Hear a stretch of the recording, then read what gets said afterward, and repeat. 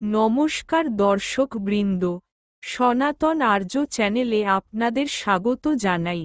গীতা পাঠ সিরিজের এটা আমাদের পরবর্তী ভিডিও। ভিডিও শুরু করার আগে আপনাদের সবার উদ্দেশ্যে আমাদের অনুরোধ যে যদি আমাদের গীতা পাঠ আপনাদের ভালো লেগে থাকে তবে ভিডিওতে একটা লাইক দেবেন, আর পরবর্তী ভিডিওর আপডেট পাওয়ার জন্য চ্যানেলটি সাবস্ক্রাইব করবেন। শুরু করা যাক আজকের অধ্যায়। অধ্যায় 5, শ্লোক 9। কারণ প্রলাপ, দ্রব্য ত্যাগ, দ্রব্য গ্রহণ, চক্ষুর উন্মেষ এবং নিমেষ করার সময় তিনি সব সময় জানেন যে জড় ইন্দ্রিয়গুলি কেবল ইন্দ্রিয়ের বিষয় প্রবৃত্ত হয়েছে, তিনি নিজে কিছুই করছেন না। শ্রীকৃষ্ণ বলছেন যিনি জ্ঞানী পুরুষ তিনি দৈনন্দিন জীবনের সমস্ত কর্ম করেও ভালোভাবেই জানেন যে তার বাহ্যিক শরীরটাই কেবল সেই সমস্ত কাজকর্ম করছে, তার আত্মা যা সনাতন, সেই আত্মা আসলে কিছুই করছে না। অধ্যায় 5, শ্লোক 10।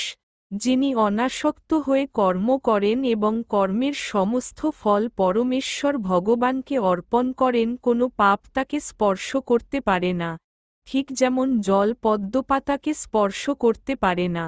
শ্রীকৃষ্ণ বলছেন যিনি অনাসক্ত হয়ে কর্ম করেন এবং কর্মের সমস্ত ফল পরমেশ্বরকে অর্পণ করেন কোনো পাপ সেই জ্ঞানী ব্যক্তিকে স্পর্শ করতে পারে না, ঠিক যেমন পদ্মপাতা জলে থাকার পরেও জল পদ্ম পাতাকে স্পর্শ করতে পারে না।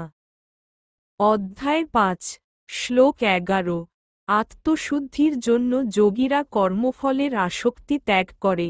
দেহ, মন, বুদ্ধি এমনকি ইন্দ্রিয় দ্বারাও কর্ম করে। যোগীরা কেন এবং কিভাবে কর্ম করেন সেটাই শ্রীকৃষ্ণ ব্যাখ্যা করেছেন এই শ্লোকে। যোগীরা আসক্তি ত্যাগ করে কেবল আত্মশুদ্ধির জন্য শরীর, মন, বুদ্ধি এবং কেবল ইন্দ্রিয়গুলির দ্বারা কর্ম করেন। তাদের কর্মের উদ্দেশ্য ফলভোগ নয় চিত্তশুদ্ধি, তাই তারা দেহ, মন, বুদ্ধি ও ইন্দ্রিয়কে শুদ্ধির সাধন হিসাবে ব্যবহার করেন। অধ্যায় 5, শ্লোক 12। যোগী কর্মফল ত্যাগ করে নৈষ্ঠিক শান্তি লাভ করেন, কিন্তু সকামকর্মী কর্মফলের প্রতি আসক্ত হয়ে কর্ম করার ফলে কর্মের বন্ধনে আবদ্ধ হয়।